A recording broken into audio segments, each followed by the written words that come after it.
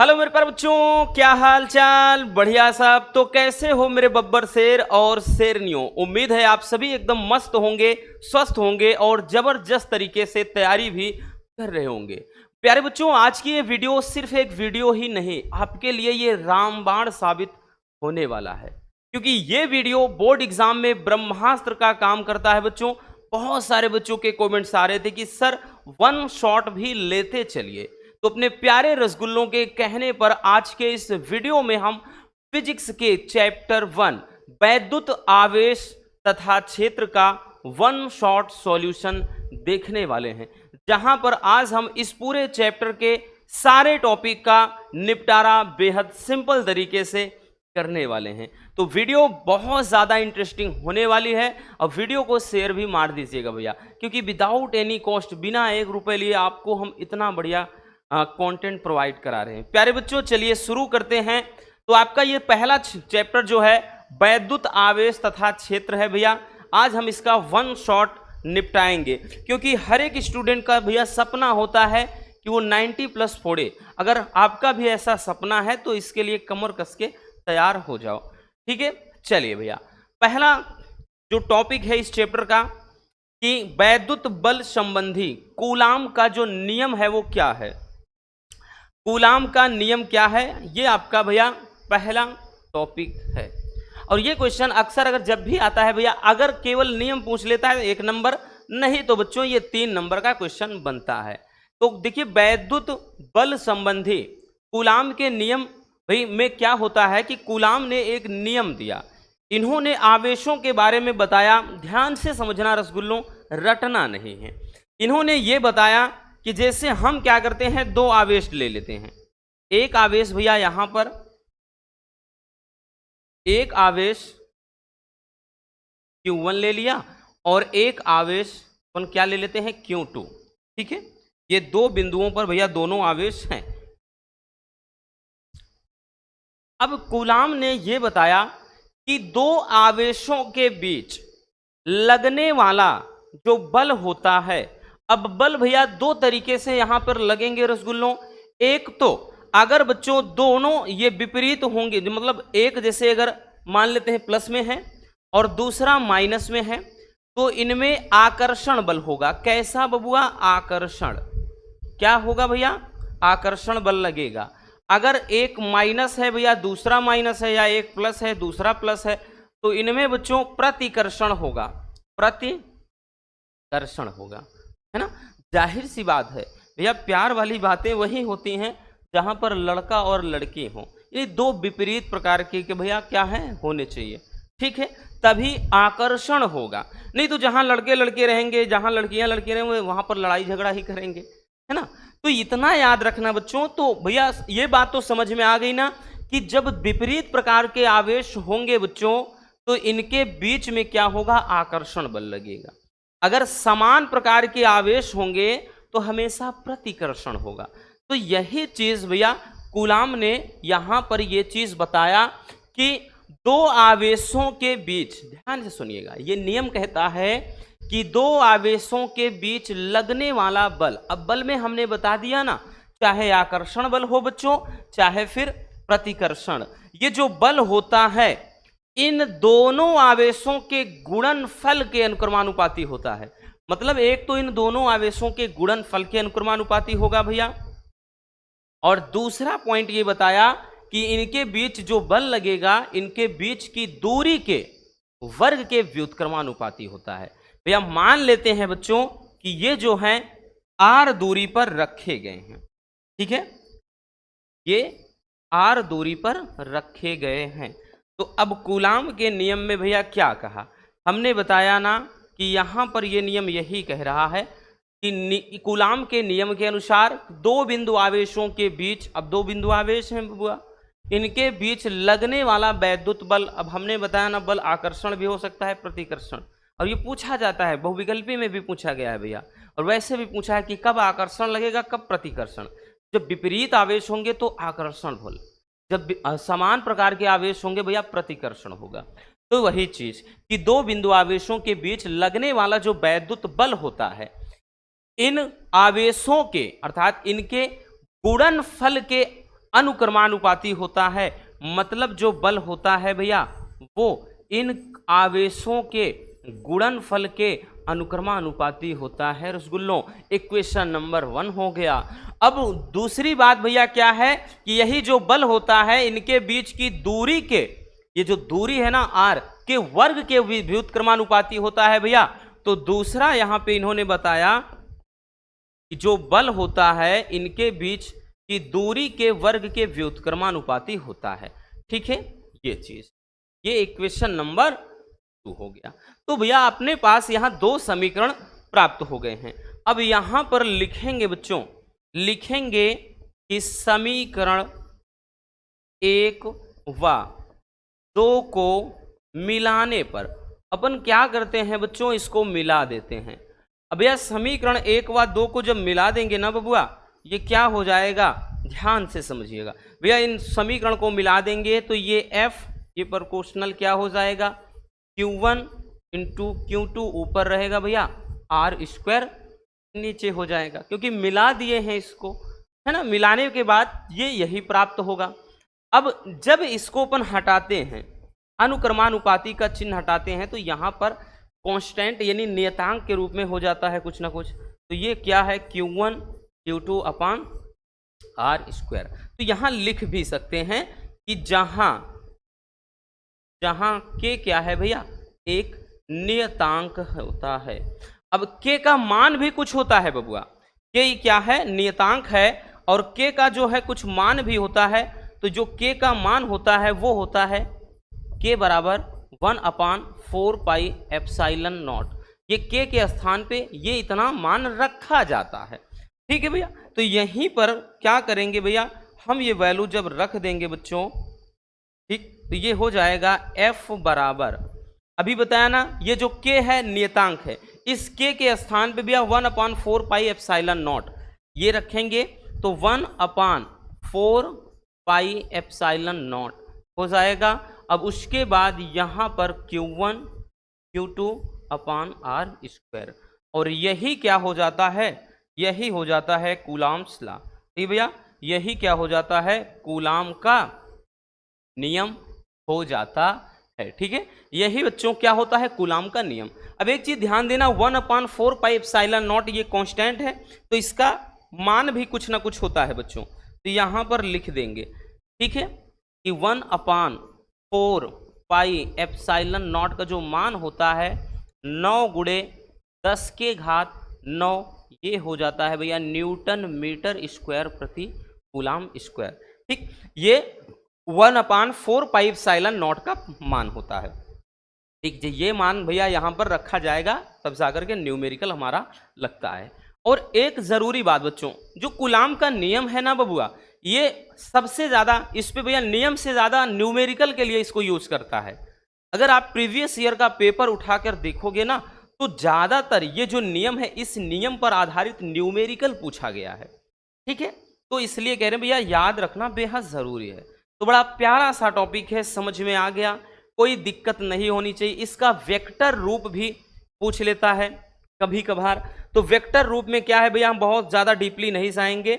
जिसे वेक्टर रूप में मान लेते हैं, जैसे Q1 आवेश के कारण Q2 पर अगर बल लग रहा है, तो ये हो जाता है F12 लिखा जाता है। 1/4 पाई एप्सिलॉन नॉट रहता ही है, ये Q1, और उसके बाद ये Q2 अपान ये r² रहता है, और यहाँ पे r12 करके ऐसे, ठीक है, कैप में। तो याद रखना, ये अगर Q2 के कारण Q1 पर हो जाए तो यहाँ पे n या F21 लिख देते हैं। ठीक, तो ये मतलब बहुत कम पूछा जाता है, लेकिन इतना याद रखना, अगर पूछ ले तो आप लिख सकते हो। बट अपना मेन टॉपिक क्या है, ये है कूलाम का नियम, जो कि ये फार्मूला आपको दिखाई पड़ रहा है। ठीक भैया, चलिए जल्दी से स्क्रीनशॉट कर लीजिए बच्चों।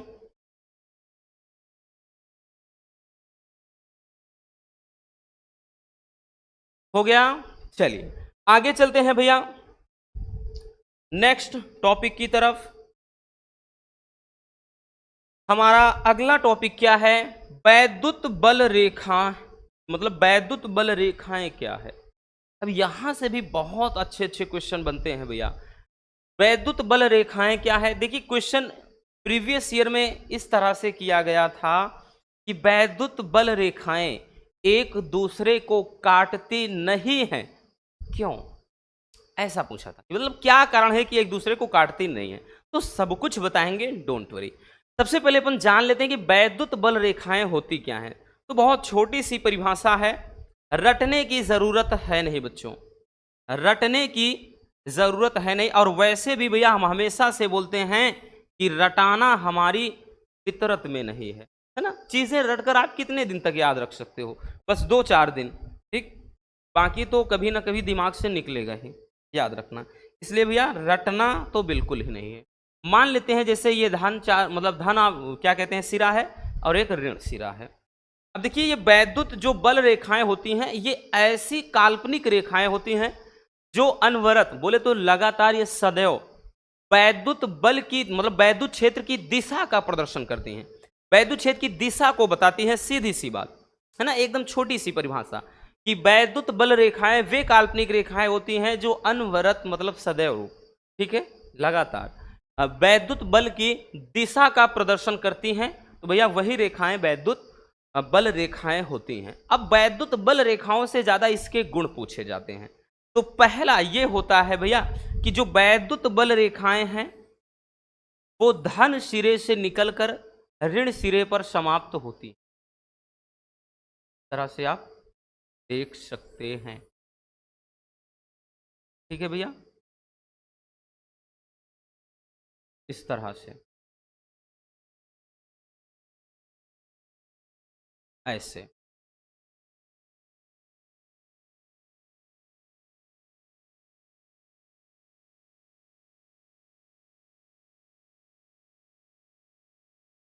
इस तरह से याद रखना, ठीक।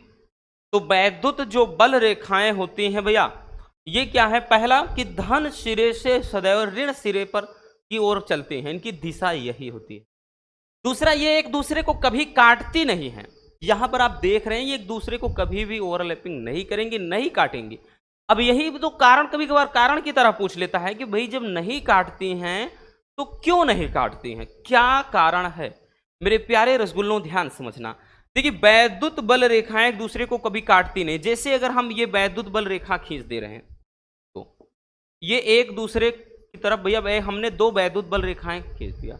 अगर ये वैद्युत बल रेखाएं काटती तो कटान बिंदु पर, यहां पर ध्यान देना, इसका कटान बिंदु है, तो कटान बिंदु पर एक साथ इसकी 2 दिशाएं हो जाती, जबकि ऐसा पॉसिबल है ही नहीं भैया। एक साथ वैद्युत क्षेत्र की 2 दिशाएं संभव है ही नहीं। तो यही कारण है कि ये एक दूसरे को नहीं काटती हैं। कारण समझ में आया कि वैद्युत बल रेखाएं एक दूसरे को कभी नहीं काटती हैं। यदि ये काटती तो कटान बिंदु पर एक साथ इसकी 2 दिशाएं हो जाती, जबकि ऐसा संभव है ही नहीं। यही कारण है कि ये वैद्युत बल रेखाएं बच्चों एक दूसरे को कभी काटती नहीं है। तो आप इसको लिख भी सकते हैं जो कुछ हम बोल रहे हैं, ठीक है भैया। तो ये हो जाएगा एक, मतलब ये भी एक गुण हो जाएगा। और उसके बाद भैया ये क्या होती हैं, ये तनी हुई डोरियों की तरह सिकुड़ने का प्रयास करती हैं। और ये समांतर, मतलब इनके बीच भैया एक क्या है, मतलब गैप होता है, याद रखना। और एक और होता है कि ये सतत क्या है भैया, सतत रेखा में, या फिर देख सकते हैं आप किस रूप में है, ये वक्र, वक्राकार होती है ना। वक्र का मतलब इस तरह से, ऐसे। तो ये जो रेखाएं होती हैं वक्राकार होती हैं, ठीक है। तो बहुत ज्यादा इसमें मतलब गहराई में नहीं चले जाना है। सीधी सी बात कि वैद्युत बल रेखाएं वे काल्पनिक रेखाएं होती हैं जो सदैव वैद्युत क्षेत्र की दिशा का प्रदर्शन करती हैं। फिर उसके बाद हमने बताया ना, सबसे ज्यादा इंपॉर्टेंट इसमें गुण है भैया। तो वैद्युत बल रेखाओं के जो गुण हैं वो ज्यादा इंपॉर्टेंट है। पहला कि वैद्युत बल रेखाएं एक दूसरे को कभी काटती नहीं हैं। अभी हमने कारण भी बताया, क्योंकि अगर काटती तो कटान बिंदु पर एक साथ 2 दिशाएं हो जाती, जबकि ऐसा संभव नहीं है। यही कारण है कि ये एक दूसरे को काटती नहीं है। फिर दूसरा भैया कि ये धन आवेश से निकलकर ऋण आवेश पर समाप्त होती, तो भैया ये धन सिरे से निकलकर ऋण सिरे पर खत्म होती हैं, ठीक है भाई। उसके बाद बच्चों ये तनी हुई डोरियों की तरह सिकुड़ने का प्रयास करते हैं। तो आप देख सकते हैं ये तनी हुई डोरियों की तरह करके ये सिकुड़ने का प्रयास करती हैं। अगला, ये सतत रेखा, मतलब सतत रेखा के रूप में, या फिर क्या होती हैं, एक वक्र के कार, यहाँ पर वक्राकार आपको दिखाई पड़ रही हैं। ठीक, तो ये प्रायः ज्यादातर अगर हम बात करें ये वक्राकार के रूप में ही होती हैं। तो ये रहा वैद्युत बल रेखाएं और इनके गुण। आई बात समझ में भैया? चलिए जल्दी से बच्चों इसको भी स्क्रीनशॉट कर लीजिए।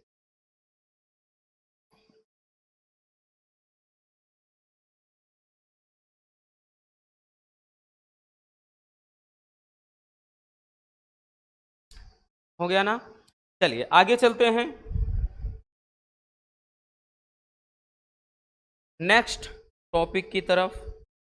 एक एक टॉपिक को एकदम अच्छे से कवर करेंगे बच्चों, बहुत ज़्यादा आपको परेशान होने की ज़रूरत नहीं है। ठीक है भैया, याद रखिएगा, क्योंकि अब इसके बाहर आपको कुछ देखने की ज़रूरत नहीं होगी, इतना हम ज़रूर कहेंगे।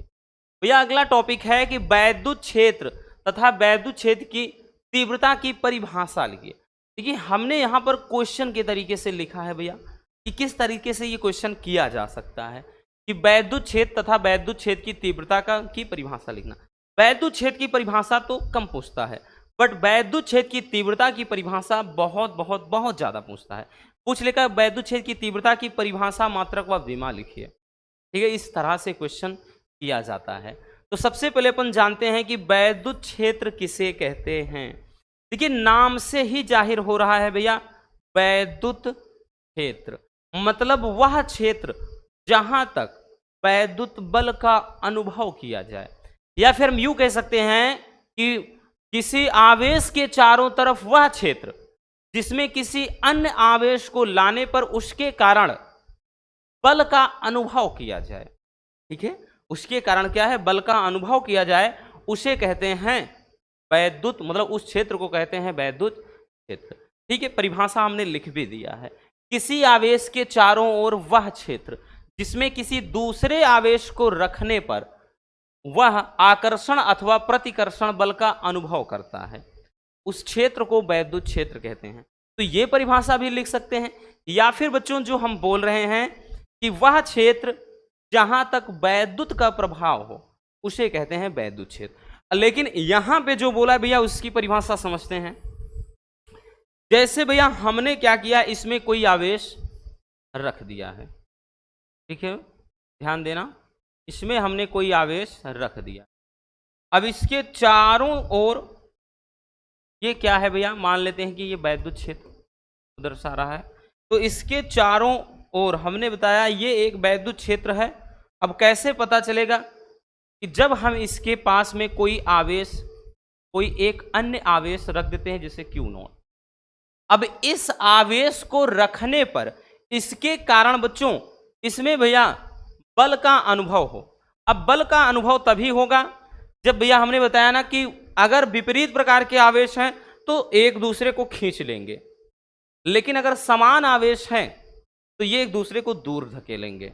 तो यहां पर वही चीज कह रहा है कि किसी आवेश के चारों ओर वह क्षेत्र जहां किसी एक अन्य आवेश को ले जाने पर इसके कारण आकर्षण अथवा प्रतिकर्षण बल का अनुभव किया जाए, तो वो क्षेत्र ही, वो एरिया ही जहां पर रखा जाता है वो वैद्युत क्षेत्र होता है। ठीक है, अब तो समझ में आ गई भैया परिभाषा, जो टॉपिक वाइज है उसमें अच्छे से समझाया है बबुआ आपको।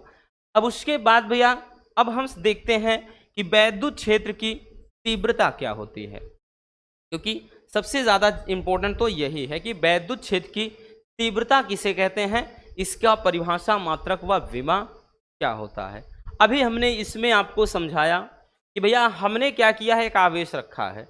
अब इसके चारों ओर हमने कहीं दूर पर एक अन्य आवेश रखा है।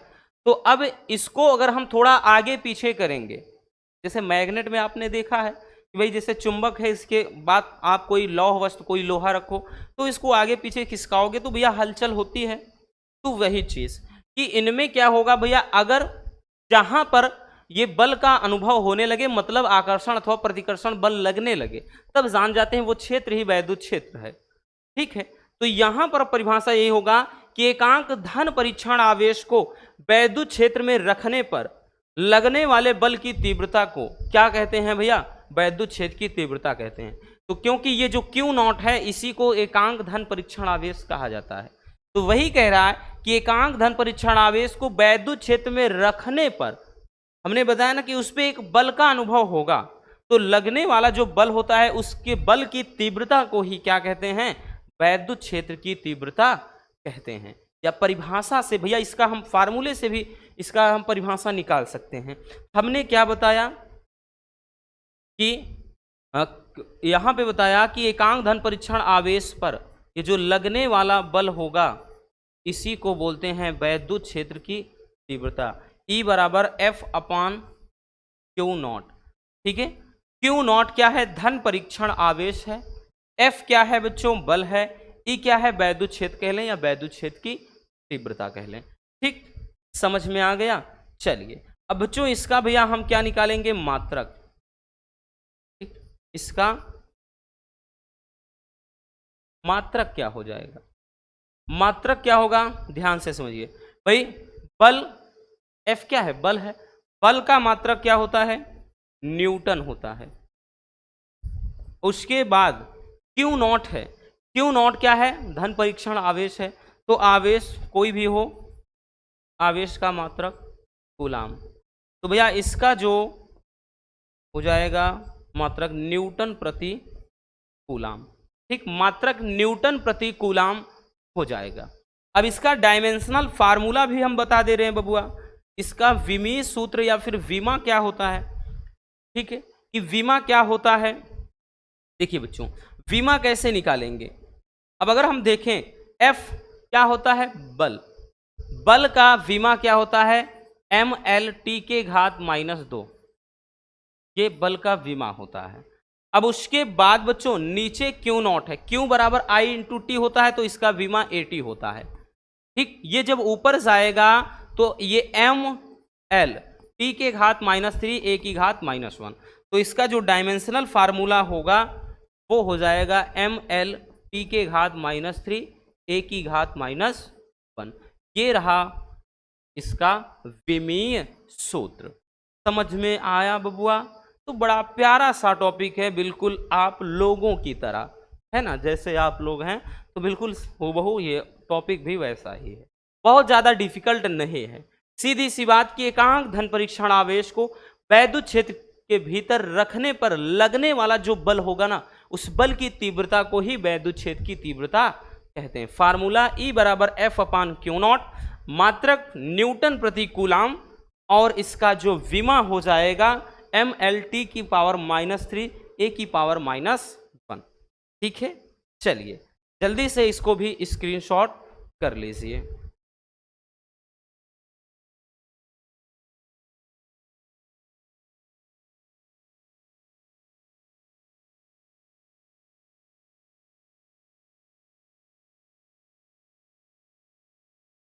हो गया भैया। चलिए आगे चलते हैं बच्चों।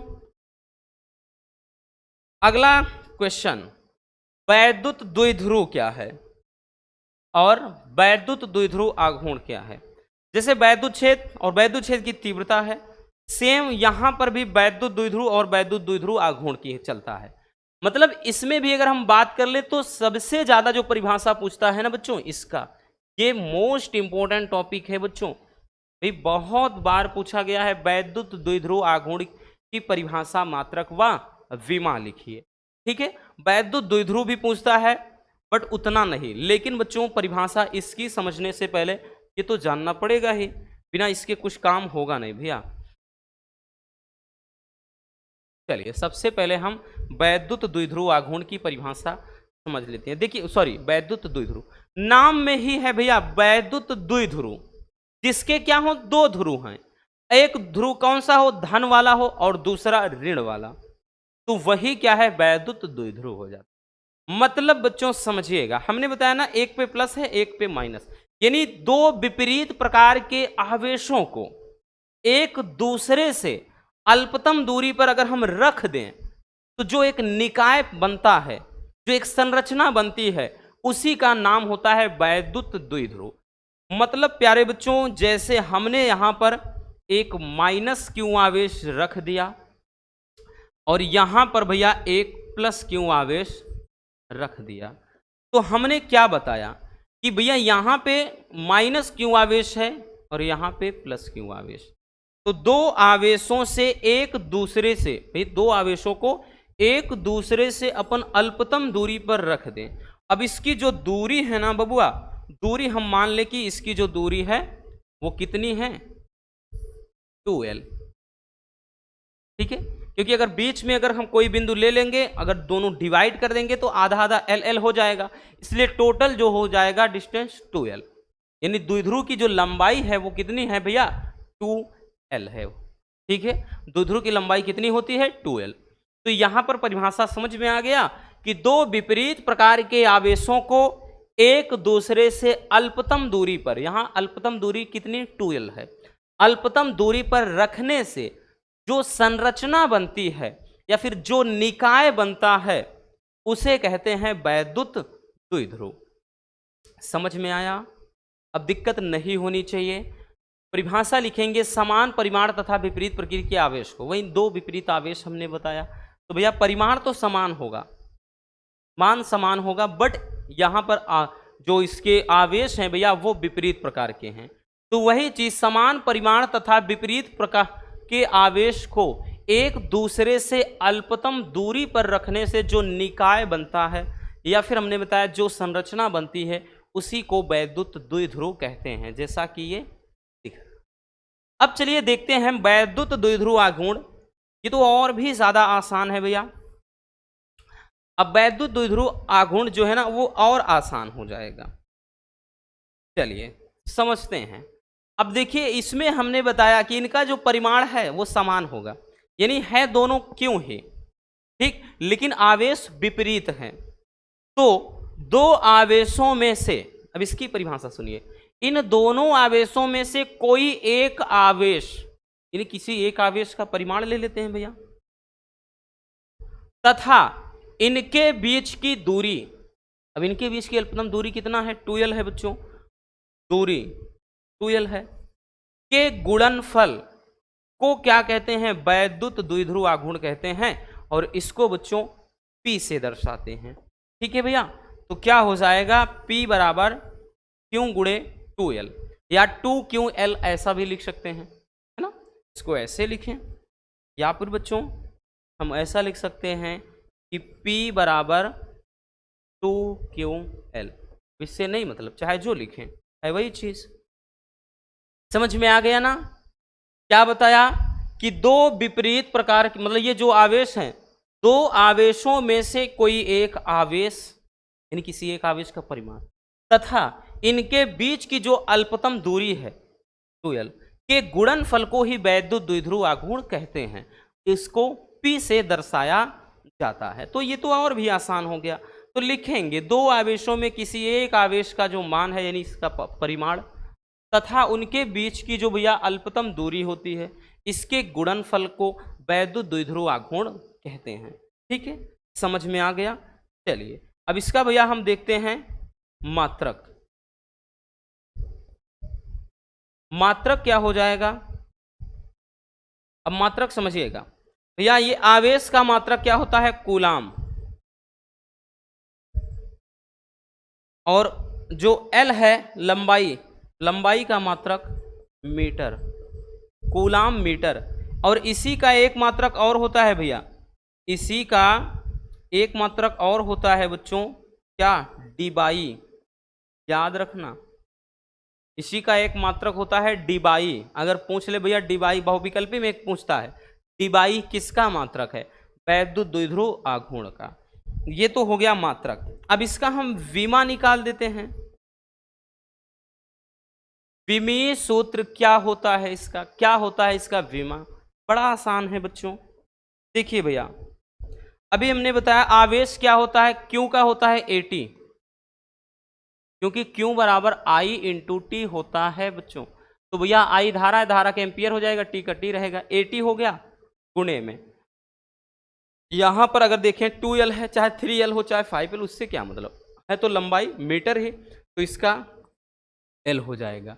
तो इसको लिख सकते हैं, क्योंकि MLT के रूप में लिखना ही क्या होता है, विमा होता है।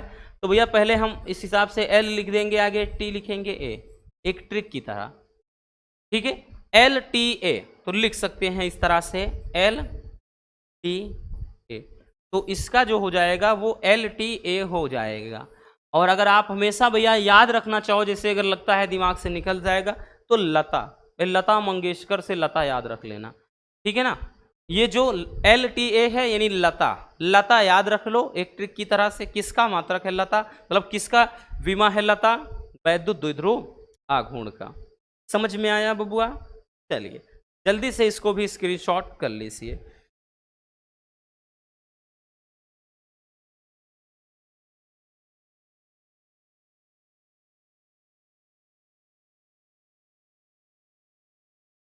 हो गया ना?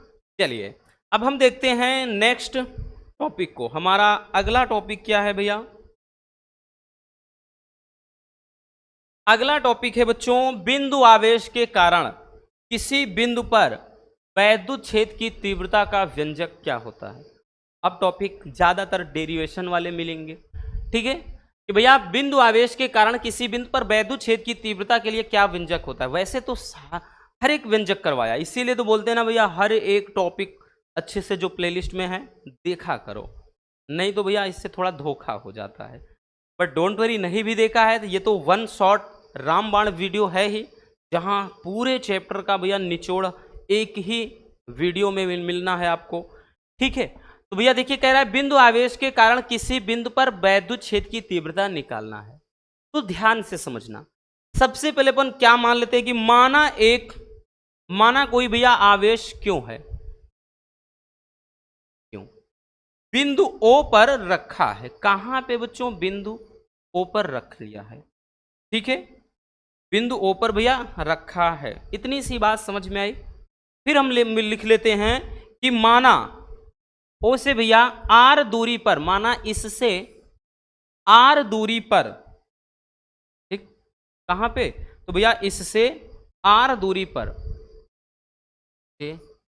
आर दूरी पर एक बिंदु P है, आर दूरी पर एक बिंदु P है, जहां पे बच्चों Q0 आवेश रखा गया है, ठीक है, Q0 आवेश रखा गया है।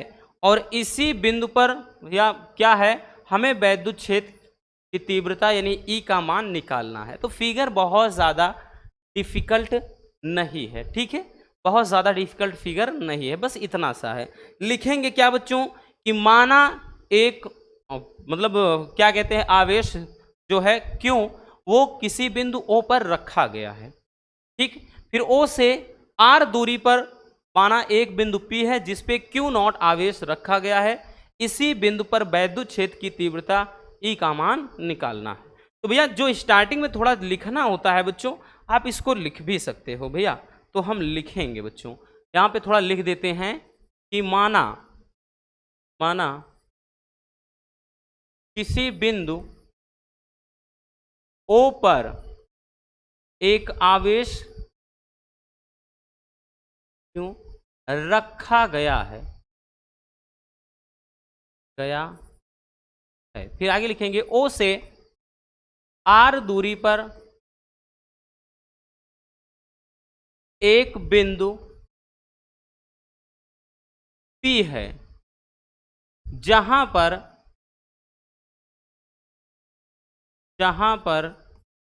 Q0 आवेश रखा है, Q0 आवेश रखा है। फिर आगे लिखेंगे इसी बिंदु पर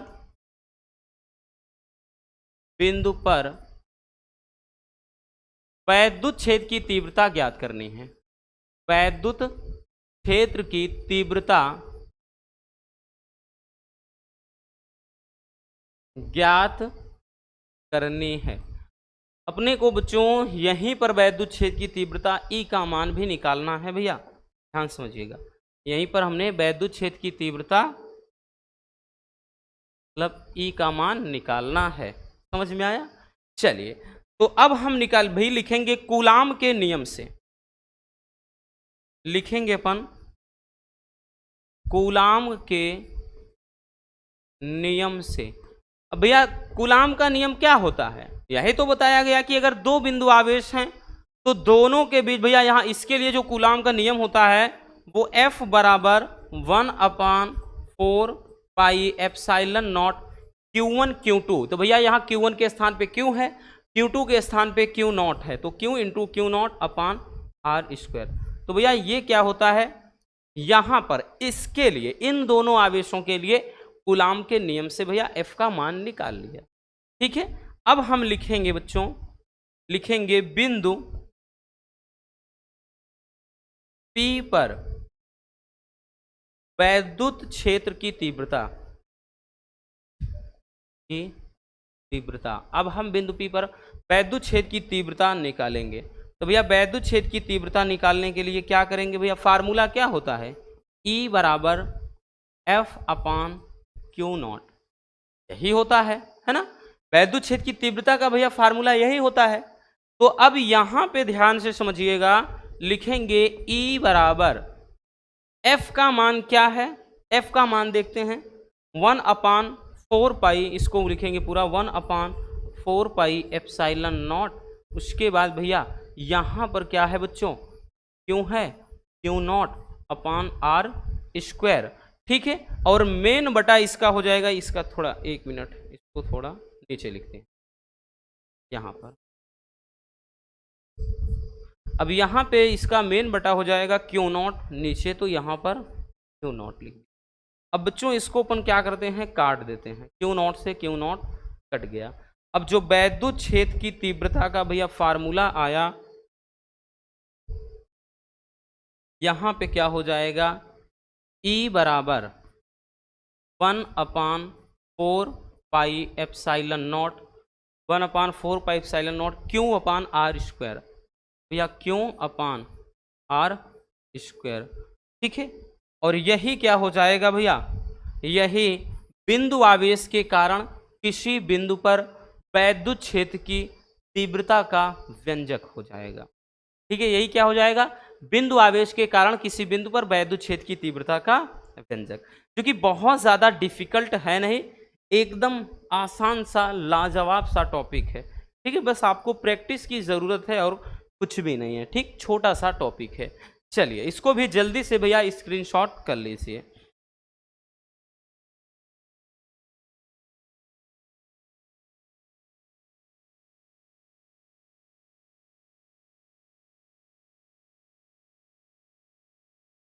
हो गया भैया, चलिए आगे चलते हैं बच्चों। अब हम देखते हैं नेक्स्ट टॉपिक को। हमारा अगला टॉपिक क्या है भैया, अगला टॉपिक है कि एक समान वैद्युत क्षेत्र में रखे द्विध्रुव पर लगने वाले बल आघूर्ण का व्यंजक। और ये टॉपिक ना बबुआ, इसके बारे में जितना कुछ कहा जाए कम है, क्योंकि ये मोस्ट इंपॉर्टेंट टॉपिक है भैया, वेरी वेरी इंपॉर्टेंट, इसको लिखेंगे। जो टॉपिक आपके भैया बोर्ड एग्जाम के नज़रिए से बहुत ज़्यादा इंपॉर्टेंट है, हम बता देंगे और उसको अच्छे से समझाएंगे भी। ऐसा नहीं कि बस उसी को, हर एक टॉपिक आपको बढ़िया तरीके से समझाने का प्रयास करते हैं। बट बबुआ जो टॉपिक आपके एग्जाम के नज़रिए से इंपॉर्टेंट है वो आपको और भी अच्छे से समझना होगा। अब देखिए क्या कह रहा है, एक समान वैद्युत क्षेत्र में रखे द्विध्रुव पर लगने वाले बल आघूर्ण का व्यंजक प्राप्त करना है। तो अपना जो भाई ये हेडिंग है ना, जो हेडलाइन है ना, यही कुछ कह रहा है, यही अपने को कुछ बता रहा है कि सबसे पहले कह रहा है कि एक समान वैद्युत क्षेत्र होना चाहिए। तो मेरे प्यारे रसगुल्लों, अपन क्या करते हैं, कोई एक समान वैद्युत क्षेत्र ले लेते हैं। तो भैया यहां पे क्या करते हैं हम, इस तरह से भैया क्या करते हैं, एक समान वैद्युत क्षेत्र अपन ले लेते हैं। ठीक है, तो यहां पे ले लिया कि एक समान ये वैद्युत क्षेत्र क्या है, ए। फिर आगे क्या कह रहा है भैया, कह रहा है कि एक समान वैद्युत क्षेत्र में रखे द्विध्रुव पर। तो भैया हम इस मतलब क्षेत्र में हम एक द्विध्रुव रख दे रहे हैं। क्या कर दे रहे हैं, कोई द्विध्रुव रख दिया है, एक द्विध्रुव रख दिया है। ठीक है, अब जो द्विध्रुव रखा है भैया, इसका भाई द्विध्रुव क्या है, मान लेते हैं ए बी है, एक वैद्युत द्विध्रुव ए बी है, जो क्रमशः माइनस क्यू आवेश तथा प्लस क्यू आवेश से मिलकर बना है। भैया इस पे क्या होता है, मान लेते हैं कि माइनस क्यू आवेश रखा है और यहां पे बच्चों प्लस क्यू आवेश, तो ये क्रमशः माइनस क्यू आवेश तथा प्लस क्यू आवेश से मिलकर के बना है। और ये वैद्युत क्षेत्र के साथ भैया थीटा कोण पर, ठीक, ये वैद्युत क्षेत्र के साथ भैया थीटा कोण बनाते हुए रखा गया है। तो अपन इसको जब आगे खींचेंगे भैया, और यहां से बच्चों अगर हम यहां से देखें, इसको डैश डैश करके ऊपर से भी मिलाते चले आए यहां पर, तो ये एक बन क्या जा रहा है, एक ट्राइंगल बन रहा है, एक त्रिभुज बन रहा है। ठीक है भैया, एक त्रिभुज बन रहा है बच्चों, है ना। और एक चीज बबुआ, एक चीज और, द्विध्रुव की जो लंबाई होती है वो कितनी होती है, तो आप सभी जानते हैं 2L होती है। अब भैया इन पे बल जो लगेगा विपरीत लगेगा, यहां पे जो बल लगेगा भैया वो F बराबर Q इंटू ई लगेगा। यहां पर भी भैया इस इधर की तरफ दिशा होगी, F बराबर Q इंटू ई बल लगेगा। कहां से ये आया, क्योंकि बच्चों E बराबर F अपान Q नॉट होता है ना भैया, तो यहां पर वो Q दर्शा रहा आवेश को ही, तो F बराबर अपन E इंटू Q लिख सकते हैं, या यहाँ पे Q नॉट। ठीक, तो यहाँ धन परीक्षण आवेश नहीं रखा गया, इसलिए हमने Q इंटू ई लिखा है। ठीक, तो इतना समझ में आ गया। अब इसको अपन नाम दे देते हैं, कुछ नाम दे दिया, हम क्या कर रहे हैं भैया, इसका नाम दे दे रहे हैं। ठीक है, ये क्या हो जाता है, यहाँ पे देखिए ए दे दिया है, बी दे दिया है नाम, और इसको दे देते हैं सी। ए बी सी एक ट्राइंगल बन जा रहा है। तो बस यही फिगर आपको समझना है, और जो डेरिवेशन है ना वो अब चुटकियों में हो जाएगा। ठीक, हमने क्या बताया भैया, जो लिखने वाली चीज है कि माना एक मतलब वैद्युत द्विध्रुव ए बी एक समान वैद्युत क्षेत्र ई में थीटा कोण पर रखा गया है। द्विध्रुव की जो लंबाई 2L है, माना द्विध्रुव माइनस क्यू आवेश तथा प्लस क्यू आवेश से मिलकर के बना है। इतना समझ में आ गया बच्चों। तो चलिए पहले इतना लिख लेते हैं। तो भैया लिखेंगे कि माना एक वैद्युत द्विध्रुव, भैया लिखो ना लिखो तब भी कोई दिक्कत नहीं, बट लिख देंगे ना और भी अच्छा होता है। माना एक वैद्युत द्विध्रुव ए बी एक समान वैद्युत क्षेत्र ई में थीटा कोण पर रखा गया है। क्या है भैया, थीटा कोण पर रखा गया है। ठीक है, आगे लिखेंगे द्विध्रुव की लंबाई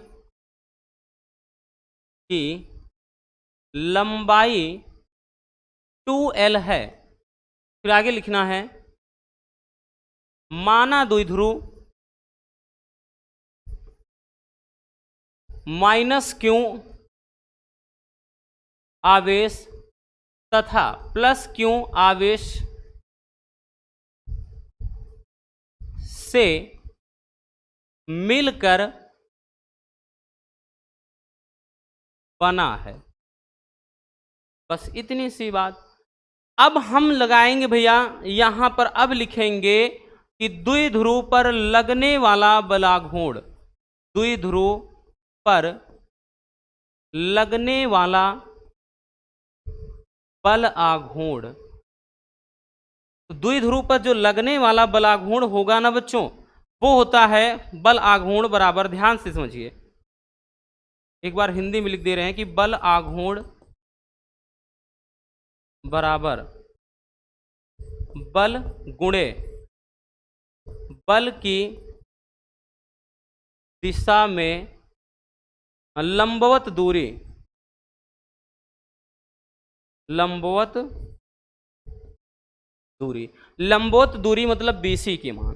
अब BC का मान अपने को पता है नहीं बच्चों, तो ये साइड में अपन निकाल लेते हैं। तो लिखेंगे त्रिभुज ABC में, भैया त्रिभुज ABC में यहां से निकालते हैं भाई ए बी सी है, त्रिभुज ए बी सी में साइन थीटा बराबर क्या होता है, लंब बटे कर्ण। लंब क्या है बच्चों, बीसी, क्या है भैया, बीसी। कर्ण क्या है बच्चों, ए बी, ए बी। तो हमको चाहिए लंबवत दूरी, तो अपन बीसी बराबर लिखेंगे, बीसी बराबर क्या लिखेंगे, बीसी बराबर A B into sine theta. तो यहां से होगा बीसी बराबर ए बी का मान कितना है, तो ए बी का मान 2l है, 2l साइन थीटा। तो बच्चों ये लंबवत दूरी मतलब बीसी का मान निकल आया। तो यहां पर यही मान अपने को लिखना होगा भैया। तो बल आघूर्ण को अपन लिखते किससे हैं बच्चों, टाउ से। टाउ बराबर बल क्या है, एफ इंटू बल की दिशा में लंबवत दूरी, लंबवत दूरी मतलब यहां पे क्या हो जाएगा, एफ इंटू इसको अपन डी से मान लेते हैं, ठीक है, लंबवत दूरी मान लेते हैं डी है। तो यहां पर लिखेंगे टाउ बराबर एफ का मान क्या, एफ का मान अभी देख ही रहे हैं क्या है, क्यू इंटू ई। और ये जो डी है लंबवत दूरी बच्चों, इसको डी अपन मान लिए हैं, तो दूरी कितनी है, तो लंबवत दूरी जो बीसी है, यहाँ पे डी ना लिख के बीसी ही लिखें तो ज़्यादा आसान पड़ेगा, समझ में आ जाएगा आपको भी कि भैया बीसी क्यों लिखा है, तो बीसी लंबवत दूरी ही है। तो यहाँ पर बीसी का मान क्या है भैया, 2l sine theta, 2l sine theta. अब इसको टाउ बराबर अब थोड़ा सजा के लिख दें, क्या सजा कर, मतलब यहाँ पर क्यों करके 2l पास में कर दें, ये क्यों और 2l पास में रख दिया, ये e बचा हुआ है और भैया इधर साइन थीटा बचा हुआ है। अब यहां पे ध्यान से समझिएगा बबुआ, देखिए यहां पे थोड़ा ध्यान से समझिएगा। अब बच्चों टाउ बराबर क्या हो जाएगा, टाउ बराबर चूंकि q into 2l, q into 2l बराबर क्या होता है, तो यहाँ पे लिख दे रहे हैं ऊपर, क्योंकि q इंटू 2l इसके बराबर p होता है, तो p बराबर क्या होता है, q इंटू 2l। तो यही चीज भैया इसके स्थान पे अपन क्या है पूरा p रख देंगे, तो इसके स्थान पे हम p रख देंगे और यहां पे अगर देखें आगे e है, बाकी साइन थीटा है ही। तो यही क्या हो जाएगा बच्चों, आपका फार्मूला हो जाएगा। मतलब एक समान वैद्युत क्षेत्र में रखे द्विध्रुव पर लगने वाले बल आघूर्ण का व्यंजक हो जाएगा टाउ बराबर पीई साइन थीटा। क्या हो जाएगा भैया, टाउ बराबर पीई साइन थीटा, जहां टाउ क्या है बलाघूर्ण, पी क्या है वैद्युत द्विध्रुव आघूर्ण, ई क्या है वैद्युत क्षेत्र है भैया, ठीक, बाकी थीटा तो कोण है ही। समझ में आ गया रसगुल्लों, है ना आसान, बड़ा प्यारा सा टॉपिक है, बिल्कुल भी इसमें दिक्कत नहीं होनी चाहिए, क्योंकि अगर ऐसे टॉपिक में दिक्कत हो गई तब तो भाई बहुत सारे अब आगे तो डिफिकल्ट टॉपिक हैं। चलिए जल्दी से स्क्रीनशॉट इसको भी कर लीजिए।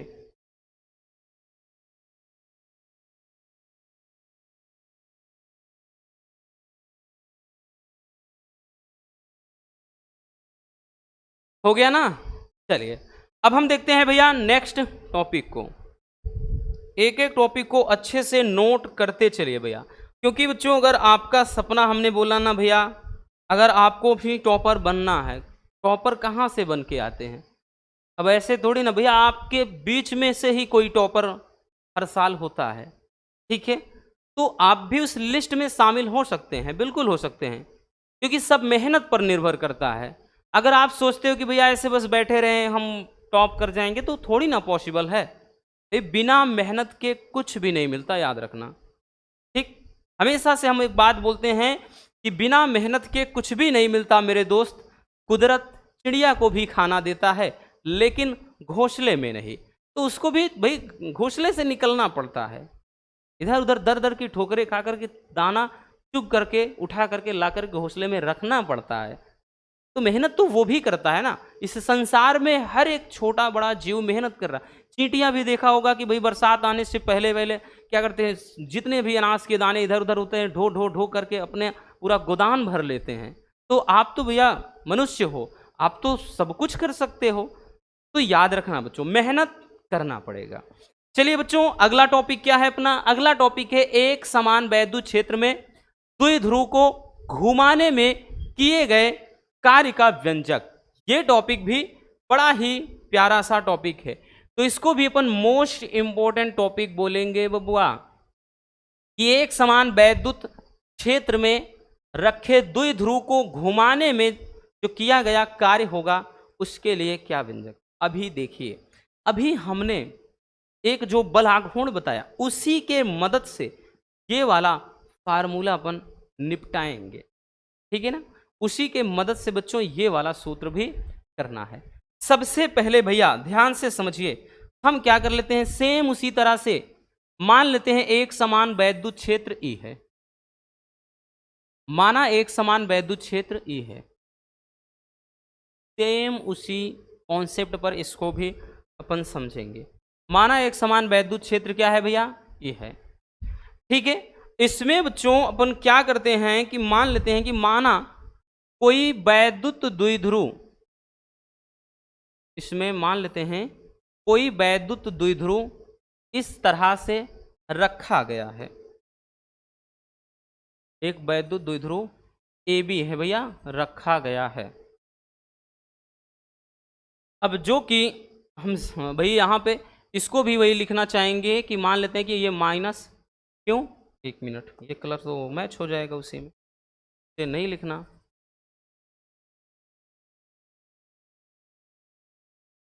भैया जो आवेश मतलब ये द्विध्रुव है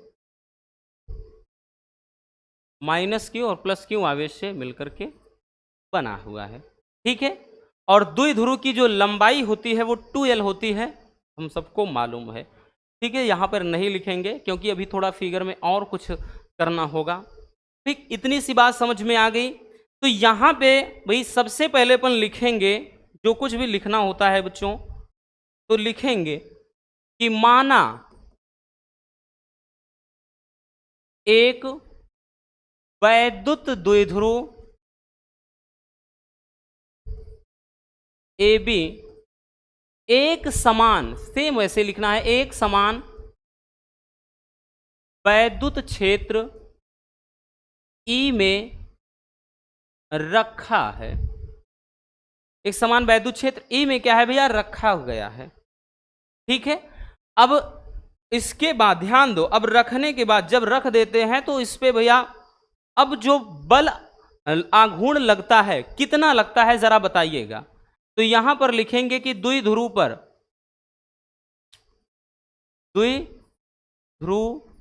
पर लगने वाला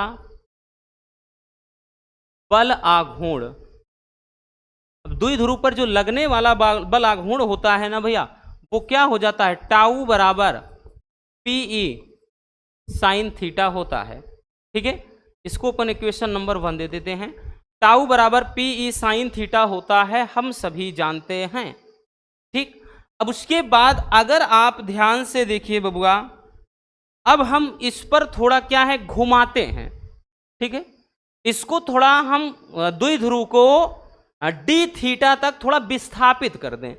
कहां से कहां घुमा दें भैया, जैसे ये यहां पे है, इसकी कंडीशन दिख रही है आपको, इसको हम थोड़ा सा घुमा दें, इसको हम, एक मिनट, ये इसकी स्थिति ऐसी है तो इसको हम थोड़ा सा घुमा के इसकी स्थिति बदल देते, ऐसे, मतलब ये ऐसा था, इसको जो डैश डैश करके घुमाया गया है और यहां पे भैया जो विस्थापन किया गया है ना वो कितना, डी थीटा तक, क्योंकि सूक्ष्म विस्थापन है। अब कार्य भी सूक्ष्म होगा भाई, पहले स्थिति यहां थी, अब ये क्यू नॉट मतलब माइनस क्यू यहां हो गया अब प्लस क्यू यहां, तो इसकी स्थितियां क्या है भैया, बदल चुकी हैं, है ना। अब ये माइनस क्यू यहां से ये प्लस क्यू यहां पे आ गया है, ठीक। तो अब यहां पर हम लिखेंगे बच्चों, अब लिखेंगे भैया, लिखेंगे कि द्विध्रुव को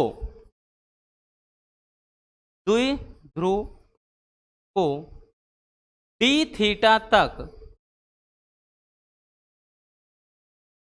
घुमाने में किया गया कार्य। अब भैया डी थीटा तक घुमाने में जो किया गया कार्य होगा तो कार्य भी छोटा होगा, क्योंकि घुमाया थोड़ा जा रहा है तो काम भी थोड़ा करना पड़ेगा। तो डी मतलब डब्ल्यू बराबर, भाई कार्य बराबर क्या होता है, बल गुणे बल की दिशा में विस्थापन, लेकिन यहाँ एफ ना लिखकर बल क्या है तो भैया यहाँ पे टाउ है, और विस्थापन क्या है, डी थीटा तक विस्थापित कर रहे हैं। तो हम ये लिख सकते हैं कि डी डब्ल्यू बराबर, भाई टाउ का मान क्या है, P E sine theta into यहाँ पे विस्थापन डी थीटा हो जाएगा। तो डी डब्ल्यू बराबर P E sine theta into D theta. अब मान लेते हैं कि जो हमने थोड़ा विस्थापन किया डी थीटा, इसको एक बहुत बड़े लेवल पर विस्थापित कर देते हैं, मतलब इसको अब थीटा 1 से थीटा 2 तक घुमा दें, मतलब बहुत बड़ा। अगर ये ऐसी स्थिति है तो इसको ऐसे कर दें, ठीक है भैया। तो अब हम क्या कर दें, थीटा 2 से मतलब थीटा 1 से थीटा 2 तक घुमा दें। तो यहां पर अब हम लिखेंगे भैया, अब लिखेंगे कि द्विध्रुव को थीटा 1 से थीटा 2 तक घुमाने में किया गया कार्य। अब भैया हमने बताया ना, अब ज्यादा विस्थापन होगा तो कार्य भी बच्चों ज्यादा करना पड़ेगा। तो अब घुमाने में जो कार्य होगा ना वो अब डब्ल्यू हो जाएगा भैया, डी डब्ल्यू हट जाएगा, क्योंकि अब सूक्ष्म कार्य नहीं रहेगा, कार्य भी बड़े लेवल पर होगा। तो डब्ल्यू बराबर क्या हो जाएगा, अब की बार समाकलन, जब भी ये सब बातें आती कि यहां से यहां तक ले जा रहे हैं, ठीक है, तो यहां भैया थीटा 1 से थीटा 2 तक ले जा रहे हैं। आई बात समझ में। बाकी बच्चों कार्य अब क्या है भैया, तो यहां पे डी डब्ल्यू कार्य किया जा रहा है। अब जो कार्य है वो इसी में पूरा ये हो जाएगा।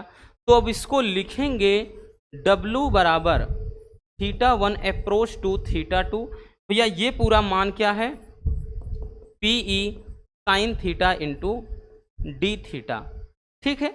ये हो जाएगा डब्ल्यू बराबर, भैया यहाँ पे देखिए पी ई बाहर निकाल लीजिए, पी ई बाहर निकाल लीजिए, तो थीटा 1 अप्रोच टू थीटा 2, और यहाँ पे केवल क्या बचा, sine theta into D theta. अब बच्चों थोड़ा यहाँ समाकलन का प्रयोग होगा, भाई समाकलन का प्रयोग थोड़ा यहाँ पर होगा।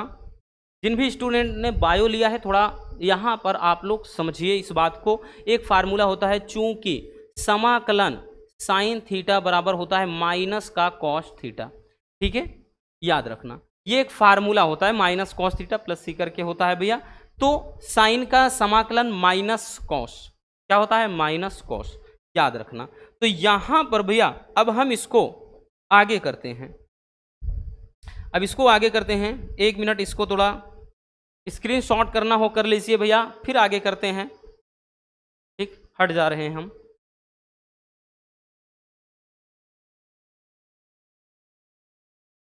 ठीक है, या इसी में रफ कर दे रहे हैं, आगे क्या करें, इसी में थोड़ा मिटा दे रहे हैं। यहां तक आपने स्क्रीनशॉट कर लिया ना भैया, इसी में देखिए थोड़ा मिटा दे रहे हैं, ठीक है ना, मिटा दे रहे हैं। चलिए कहां से, हाँ यहां से, इतना इतना इतना इतना रफ कर दिया जा रहा है, ठीक है।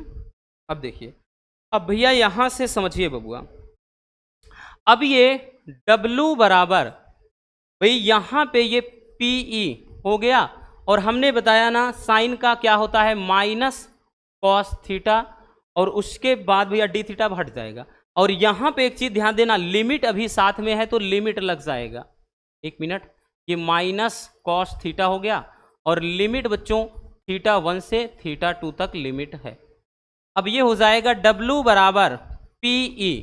अब देखिए एक फार्मूला और होता है, जब भी अगर जैसे यहाँ x हो, यहाँ से भैया a हो, a से b, तो इसका फार्मूला चलता है, एक बार x के स्थान पे अपर लिमिट और माइनस एक बार इसी x के स्थान पे lower limit, upper limit minus lower limit, ये निश्चित समाकलन में एक नियम चलता है, तो ये भी याद रखो। तो मतलब एक बार भैया यहाँ पर माइनस कॉस थीटा के स्थान पे यहाँ थीटा 2 रख देंगे, फिर ये भाई सूत्र का माइनस होता है, लेकिन इसके वजह से ये प्लस हो जाएगा इस माइनस की वजह से, और यहाँ पर क्या हो जाता है कॉस, और लोअर लिमिट यानी थीटा 1, ये थीटा 1 हो गया।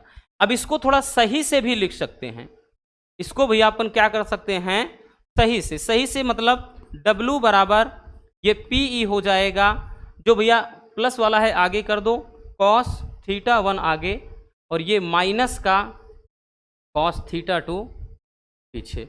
ये फार्मूला आपका हो जाता है किए गए कार्य के लिए भैया व्यंजक। यही क्या होता है आपका फार्मूला हो जाता है। ठीक है, अब यहां से एक चीज ध्यान देना और बच्चों, यदि कभी कभार एक कंडीशन पूछ लेता है कि यदि थीटा 1 बराबर मतलब 0 डिग्री, यदि थीटा 1 बराबर 0 डिग्री से बच्चों कहां तक, थीटा 2 बराबर थीटा तक, यानी साम्यावस्था में, साम्यावस्था से हम थीटा तक अगर ले जाएं, तब ये फार्मूला आपका क्या बन जाता है, तब ये बन जाएगा W बराबर PE, और यहाँ कॉस थीटा 1 के स्थान पे भैया cos 0 degree minus cos theta, तो ये फार्मूला बन जाएगा W बराबर PE पोस्ट कॉस 0 डिग्री का वैल्यू 1 माइनस का कॉस थीटा। तो भैया कभी कभार ये भी पूछता है, ये भी पूछने का मतलब भैया अगर डायरेक्टली पूछेगा एक समान वैद्युत क्षेत्र में द्विध्रुव को घुमाने में किए गए कार्य का व्यंजक लिखिए, तब आप ऐसे करके यहीं तक आकर के रुक जाएंगे। लेकिन कहेगा कि सिद्ध कीजिए कि एक समान वैद्युत क्षेत्र में द्विध्रुव को घुमाने में किए गए कार्य का जो सूत्र होता है या व्यंजक होता है W बराबर PE 1 माइनस कॉस थीटा होता है, तब आप थोड़ा एक लाइन और बढ़ा दोगे। बस इतना कुछ करना है बबुआ। आई बात समझ में? चलिए भाई स्क्रीनशॉट कर लीजिए, हम भी थोड़ा पानी पी लेते हैं तब तक।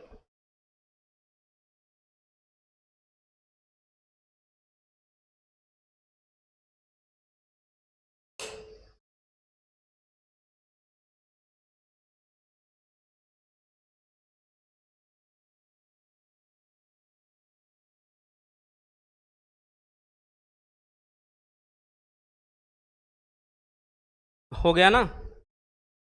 चलिए आगे चलते हैं भैया।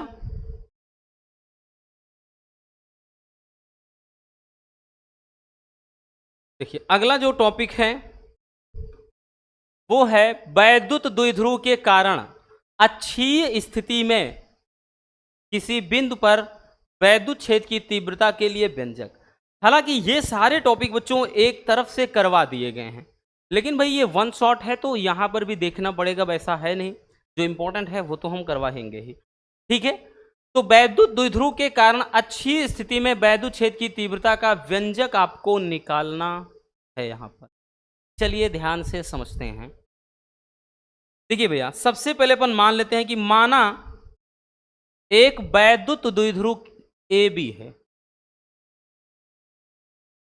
यहां पर समझिएगा एक वैद्युत द्विध्रुव ए बी है। भैया अपन नाम दे देते हैं ए से, ये बी है, ए बी है। अब जो द्विध्रुव की लंबाई होती है ना वो कितनी होती है भैया, तो द्विध्रुव की जो पूरी लंबाई है वो 2l होती है, हम सभी जानते हैं। यदि द्विध्रुव के मध्य बिंदु O से, भाई द्विध्रुव का कोई मध्य बिंदु, इसका हम O से R दूरी पर, अब O से भैया यहां से बच्चों अब R दूरी पर ये इसको भी डैश डैश करके बढ़ा दें, तो O से R दूरी पर एक बिंदु हम ले लेते हैं यहां पर।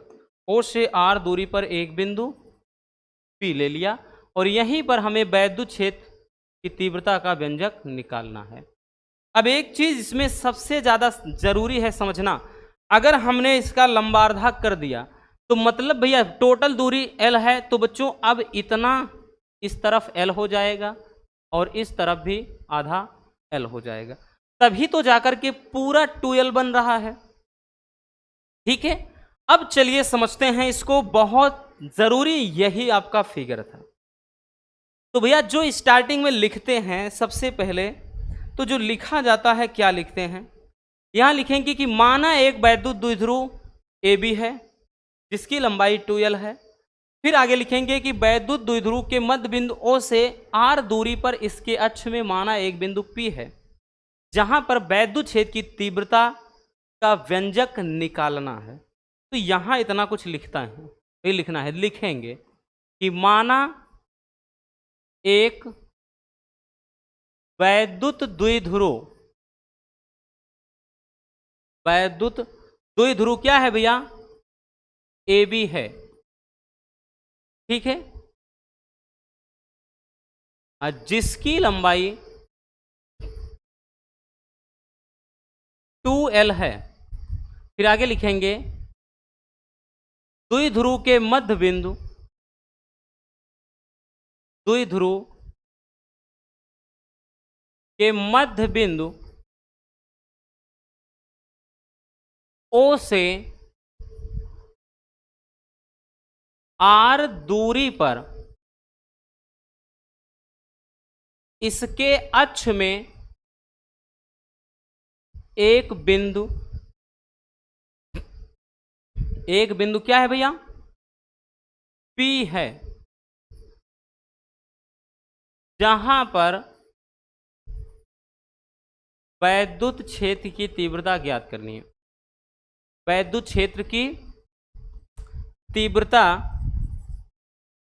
ज्ञात करनी है।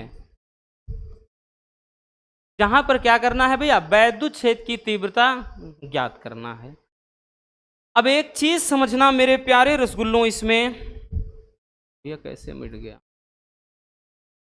देखिए समझना यह है कि अगर हम भाई यहां पे जैसे आवेश, भाई इसको नहीं दर्शाया, एक मिनट, मान लेते हैं कि भैया जो आवेश है ये माइनस क्यू आवेश से मिलके बना है और प्लस क्यू आवेश, इसको भी दर्शा सकते हैं, ठीक है। एक द्विध्रुव ए बी है जो माइनस क्यू आवेश तथा प्लस क्यू आवेश से मिलकर बना है, लिखें या ना लिखें कोई दिक्कत ना। अब बच्चों अगर हम प्लस क्यू से पी की दूरी निकालें, क्योंकि हम ऑलरेडी हमने देख रखा है तो कोई नई चीज नहीं है भैया, यहां तक मेरे प्यारे बच्चों दूरी आर है। अब जैसे इसके सापेक्ष ये एक चीज है भैया, तो यहीं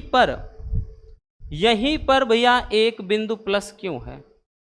अगर इतनी दूरी एल है तो इतनी की पूछ रहा है, माइनस मतलब प्लस क्यू से पी की, तो जरा बताओ टोटल आर है, इसमें से इतनी दूरी एल भी है, तो बाकी बची हुई बच्चों आर माइनस एल होगी कि नहीं? वैसे समझ लो जैसे टोटल दूरी अगर मान लें 16 सेंटीमीटर है, इतनी वाली भैया अगर मान लें 6 है, तो बाकी बची हम कैसे समझ जाएंगे कि 10 होगी? हम जब 16 में से 6 घटाएंगे, तो यहां से भैया इसकी दूरी आर माइनस एल हो गई। इसी तरह अगर हम माइनस क्यू से लेंगे तो भैया पहले से इतनी तो है ही आर। अब यहां से बच्चों जैसे इतना, तो ये प्लस क्यू यहां तक था, अब इतनी दूरी एल है, तो यहां से यहां तक की दूरी पूछ रहा है, तो इतनी अगर एल है तो यहां से यहां तक कितनी हो जाएगी? आर प्लस एल हो जाएगी।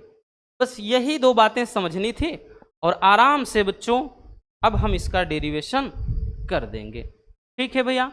तो चलिए लिखेंगे, सबसे पहले तो लिखेंगे प्लस क्यू से पी की दूरी, प्लस क्यू से भैया पी की जो दूरी हो जाएगी वो हो जाएगी आर माइनस एल। इसी तरह माइनस क्यू से पी की दूरी तो वो हो जाएगा आर प्लस एल। ये बात समझ में आई ना कहाँ से? भाई माइनस क्यू से यहाँ तक की टोटल आर है, इतनी एल है, तो आर में एल घटाएंगे तब ये पता चलेगा। अगर जब अब यहाँ से यहाँ तक पूरी निकालनी है तो भैया यहाँ तक तो आर ही है, बाकी एल और एक्स्ट्रा है, वो पार्ट भी जोड़ दो, आर प्लस एल हो गया। अब हम निकालेंगे भैया माइनस क्यू के कारण भाई पी पर बल, मतलब क्या कहते हैं, लिखेंगे सॉरी मतलब वैद्युत क्षेत्र की तीव्रता निकालेंगे, तो यहाँ पे लिखेंगे भैया, लिखेंगे हम, अब लिखेंगे प्लस क्यू आवेश के कारण पी पर तीव्रता। अब भैया जो तीव्रता निकालेंगे बच्चों वो क्या हो जाएगा? तो कितना हो जाएगा भैया? देखिए अब प्लस क्यू आवेश के कारण, तो बच्चों क्यू आवेश के कारण पी पर जो तीव्रता निकलेगा ना वो E1 बराबर 1/4 pi epsilon naught Q upon R square. अब आर क्या है भैया? तो पी से पी की जो दूरी है ना वो आर के स्थान पे अब आर माइनस एल, इसका स्क्वायर लिखेंगे, इक्वेशन नंबर 1। इसी तरह से बच्चों अपन क्या करेंगे भैया, माइनस क्यू आवेश के कारण लिखेंगे, तो लिखेंगे माइनस क्यू आवेश के कारण P पर तीव्रता। अब माइनस Q आवेश के कारण कितनी तीव्रता होगी भैया, तो ये हो जाएगा E2 बराबर 1/4 पाई एप्सिलॉन नॉट, यहाँ पे हो जाएगा Q अपान, अब भैया आर स्क्वायर, तो आर इसके बीच की ये जो दूरी है ये R प्लस L है, तो इसका स्क्वायर, इक्वेशन नंबर 2। ठीक है, तो भैया समीकरण कितना बन गया बच्चों, 2। अब क्या करेंगे अपन, करेंगे भैया समीकरण 1 व 2 को हम क्या कर देंगे, यानी यहां से 1 व 2 की मदद से अब परिणामी तीव्रता निकाल लेंगे। तो लिखेंगे, यहां पर लिखेंगे भैया कि बिंदु P पर परिणामी तीव्रता। अब P पर परिणामी जो तीव्रता निकालेंगे भैया वो हो जाएगा E बराबर E1 माइनस E2। अब देखिए परिणामी जो तीव्रता निकालेंगे यहां से E बराबर, E1 का मान क्या है देख लेते हैं, 1/4 पाई एप्सिलॉन नॉट, उसके बाद क्या हो जाएगा Q अपान R माइनस L पूरे का स्क्वायर, माइनस का भैया E2 का मान 1/4 पाई एप्सिलॉन नॉट, उसके बाद क्या हो जाएगा ये Q अपान R प्लस L पूरे का स्क्वायर, ये इतना हो जाएगा भाई। अब उसके बाद देखिएगा, एक मिनट उस साइड रखिए, यहां से देखिए E बराबर, अगर इनमें कुछ कॉमन समझ में आ रहा है निकाल लीजिए, क्या कुछ कॉमन है भैया, तो ऊपर से दोनों में क्यों है और नीचे 4 पाई एप्सिलॉन नॉट निकल आया, तो यहाँ क्या बच गया, तो भैया 1 अपान ये R माइनस L पूरे का स्क्वायर, और यहाँ 1 अपान R प्लस L इस पूरे का स्क्वायर। ठीक है, इतना आ गया। ठीक, अब उसके बाद भैया हम क्या करेंगे, ध्यान से समझिएगा बच्चों, यहां से हो जाएगा E बराबर, अब हम इसका क्रॉस गुणा कर देते हैं, इसको Q upon 4 pi epsilon not रखने के बाद क्रॉस गुणा, मतलब इसका गुणा यहां कर दें तो ये हो जाएगा R प्लस L पूरे का स्क्वायर, ये माइनस है माइनस रख देते हैं, R माइनस L इस पूरे का स्क्वायर। ठीक है, और यहां पर भैया नीचे क्या हो जाएगा, देखिए नीचे क्या हो जाएगा, तो ये देखिए एक कोष्टक में a माइनस बी, एक कोष्टक में a प्लस बी, आपने सर्व समीकरण पढ़ा है a square minus B square का फार्मूला, बट बच्चों यहां इसका भी स्क्वायर है, तो हम यहां लिखेंगे R square minus L square का स्क्वायर। इतनी सी बात समझ में आ गई, यहां तक कोई दिक्कत नहीं, वैसे भी इसमें कोई दिक्कत नहीं होनी चाहिए क्योंकि टॉपिक बड़ा ही आसान है भैया। ठीक है, यहां पर जैसे भाई क्या किया, सबसे पहले हमने दोनों आवेशों के कारण दूरी निकाल लिया, फिर दोनों आवेशों के कारण बिंदु P पर हमने क्या निकाला, वैद्युत क्षेत्र की तीव्रता, फिर परिणामी तीव्रता में हमने यहाँ पर वैल्यू पुट कर दिया। अब बच्चों जैसे आपने भाई पिछली कक्षाओं में जब आप बहुत छोटे थे, है ना, प्राइमरी में जो पढ़ रहे थे, तो भिन्न वाला जोड़ घटाना गुणा भाग, a प्लस बी का whole square, a minus B का होल स्क्वायर बहुत पढ़ा है पिछली कक्षाओं में, आगे भी पढ़ना है। ठीक है, तो चलिए अब इसके आगे देखते हैं, पहले इतना स्क्रीनशॉट कर लीजिए, वैसे भी ऑलरेडी हमने देख रखा है। ठीक हो गया भैया, चलिए अब हम आगे देखते हैं बच्चों, आगे अब देखिए यहां पे भैया अब हम लिखेंगे E बराबर 1/4 पाई एप्सिलॉन नॉट। भाई क्या था एक बार फिर से लिख लेते हैं, R प्लस L का होल स्क्वायर था, माइनस का R माइनस L का होल स्क्वायर था, और नीचे R square minus L square का स्क्वायर था, है ना, ये था यही। तो यहां पर इसको हल करते हैं, ये भैया सॉरी यहाँ क्यों था भैया, तो Q upon 4 pi epsilon not.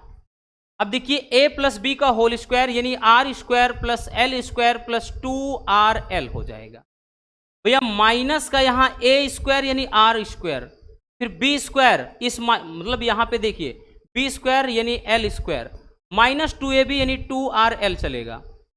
ठीक है, इतना, और नीचे बच्चों यही रहेगा R square minus L square पूरे का होल स्क्वायर। ठीक है, फिर से लिखेंगे Q अपान 4πε0।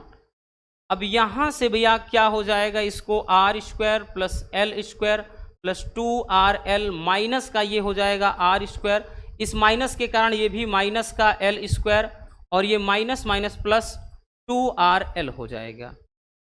और नीचे बच्चों ये क्या हो जाएगा, आर स्क्वायर माइनस का एल स्क्वायर का स्क्वायर। ठीक, इतना। अब यहाँ पे इसको ओपन करेंगे, देखिए कुछ चीज़ें कट रही हैं, अगर कट रही हैं तो काट देते हैं।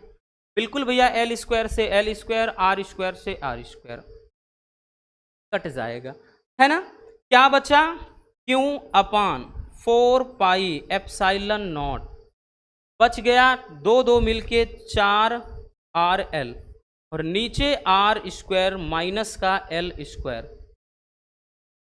का स्क्वायर। ठीक, अब यहां से ध्यान से समझिएगा आगे क्या करना है। यदि भैया इस फार्मूले में यदि L is more less than R, यदि जो L का मान है, यानी जो द्विध्रुव की लंबाई थी L करते हैं, वो R की तुलना में एकदम नगण्य हो जाए, छोटी हो जाए, सूक्ष्म, तो भैया L का मान 0 हो जाएगा। तो यहां पे ये हो जाएगा फिर E बराबर Q अपान 4πε0 4RL, नीचे बच्चों क्या हो जाएगा, अब देखिए भैया ये तो 0 हो जाएगा L स्क्वायर, तो केवल R स्क्वायर बचा, तो R स्क्वायर का स्क्वायर फिर हो जाएगा यहाँ पे।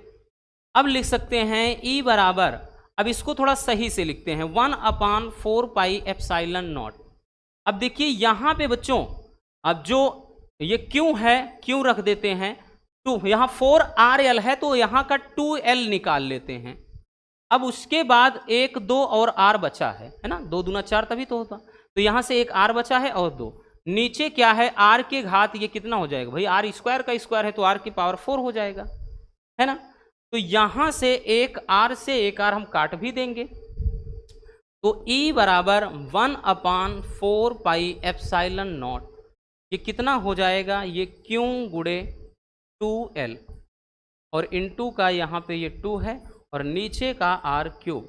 अब चूंकि ये भी चीज़ तो हमको पता है, चूंकि P बराबर Q गुणे 2L होता है, तो बच्चों यहाँ से क्या हो जाएगा भैया, ये हो जाएगा E बराबर अब 1 अपान 4πε0, और Q इंटू 2L है भैया, ये इसके स्थान पे अब P हो जाएगा, यहाँ पे 2 है तो 2P, और नीचे R क्यूब, तो 2P अपान R क्यूब, और यही क्या हो जाता है, एक मतलब ये होता है वैद्युत द्विध्रुव के कारण अच्छी स्थिति में वैद्युत छेद की तीव्रता का व्यंजक, क्योंकि बड़ा आसान सा है, सिंपल सा टॉपिक है, भले थोड़ा आपको लग रहा है लेंदी है लेकिन आसान है। ठीक है, बस इसमें भिन्न का बस वही जोड़ घटाना है और कुछ भी नहीं। चलिए जल्दी से इतना भी स्क्रीनशॉट कर लीजिए।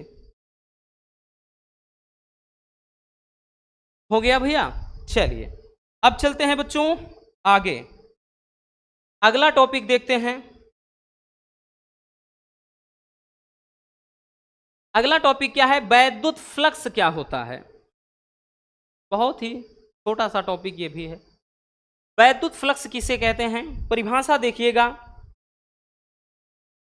कि वैद्युत क्षेत्र में स्थित किसी काल्पनिक पृष्ठ के क्षेत्रफल के अभिलंबवत गुजरने वाली वैद्युत बल रेखाओं की जो संख्या है ना, उसी को कहा जाता है वैद्युत फ्लक्स, और इसको फाई ई से दर्शाते हैं। किसे दर्शाते हैं, किससे भैया, लिखेंगे कि इसे फाई ई से दर्शाते हैं। इसे किससे दर्शाया जाता है, फाई ई से दर्शाया जाता है। ठीक है, चलिए इसको फिगर के माध्यम से समझते हैं। ये क्या है, कोई प्लेट है, वैद्युत क्षेत्र में स्थित ये कोई काल्पनिक पृष्ठ है। इस पृष्ठ के क्षेत्रफल के अभिलंबवत गुजरने वाली, अब भैया यहां से जैसे इसके अभिलंबवत गुजरने वाली जो वैद्युत बल रेखाओं की जो संख्या है ना बबुआ, इसे ही, ये वैद्युत बल रेखाएं हैं, क्या है भैया, इन्हीं को कहा जाता है, ये क्या है, वैद्युत बल रेखाएं। तो वही चीज भाई, ये इसका क्षेत्रफल a है मान लेते हैं। तो वैद्युत क्षेत्र में स्थित किसी काल्पनिक पृष्ठ के क्षेत्रफल के अभिलंबवत ये गुजरने वाली वैद्युत बल रेखाओं की जो संख्या है, इसी को कहा जाता है वैद्युत फ्लक्स। अब भैया जैसे अगर मान लेते हैं कि ये थीटा कोण पर, इसकी दो कंडीशन हम समझ रहे हैं। जैसे अब मान लें कि ये थीटा कोण पर अगर इनको गुजारें,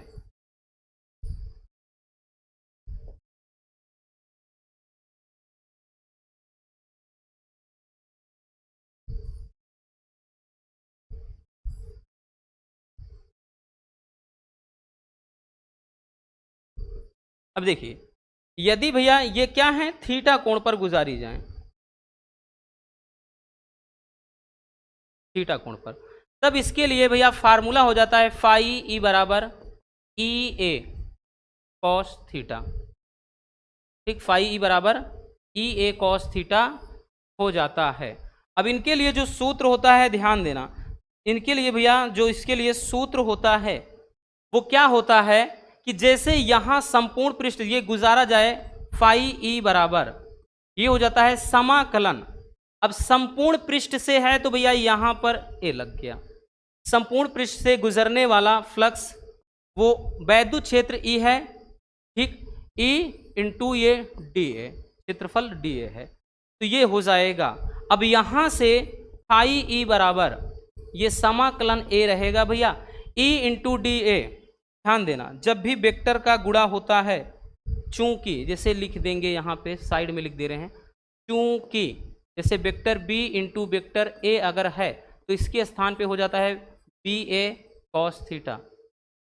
ठीक, तो ये फार्मूला, इस फार्मूले की मदद से भैया यहाँ पर अब हम क्या निकाल सकते हैं, तो इसके स्थान पे लिख सकते हैं E into D A cos theta. अब फाई ई बराबर, अगर यहाँ पे हम ई और उसके बाद कॉस थीटा बाहर निकाल लें, ई और कॉस थीटा बाहर निकाल लें, तो समाकलन ये केवल डी ए हो जाएगा। अब चूंकि भैया जैसे समाकलन डी एक्स है तो एक्स हो जाता है, समाकलन डी आर है तो आर, समाकलन डी टी है तो टी, यानी जिसके सापेक्ष होता है वो हो जाता है।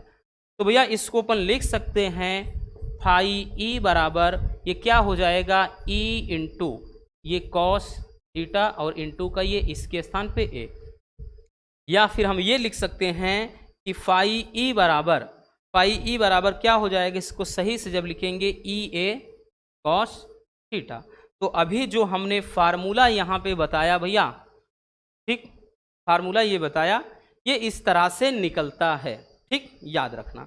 इसका मात्रक भी पूछ लेता है बच्चों, कभी कभार मात्रक पूछ लेता है, तो मात्रक वोल्ट मीटर,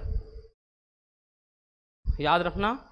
वैद्युत फ्लक्स का जो मात्रक होता है वो होता है वोल्ट मीटर। आई बात समझ में? चलिए इसको भी जल्दी से स्क्रीनशॉट कर लीजिए।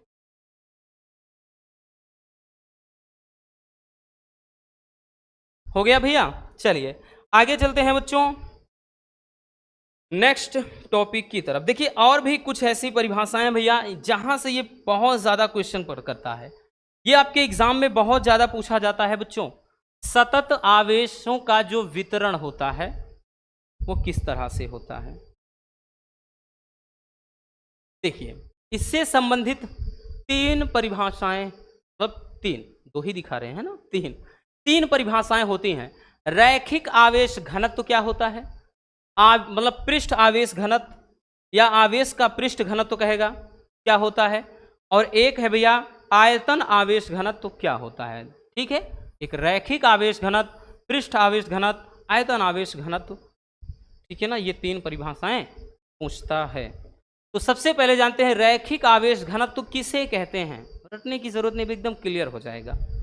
ठीक, किसी तार के प्रति एकांक लंबाई पर वितरित आवेश की मात्रा को रैखिक आवेश घनत्व कहा जाता है। जैसे भैया कोई तार है,